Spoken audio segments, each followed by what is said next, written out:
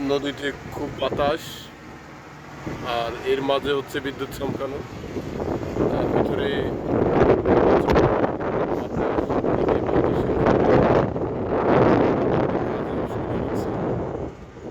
আর এখানে যে বাতাস, খুব বাতাস আর অন্ধকার হয়ে আছে। বৃষ্টি আসার আগ মুহূর্ত, অনেক সুন্দর ওয়েদার, বাট বিষয়টা অনেক ভয়াবহ।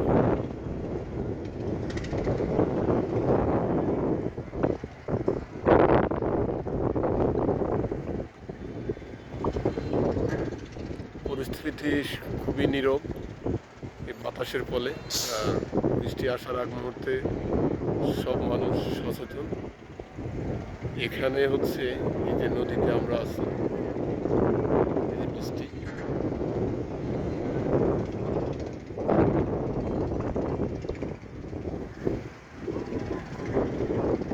পুরো মাগরিবের সময় হয়ে গেছে।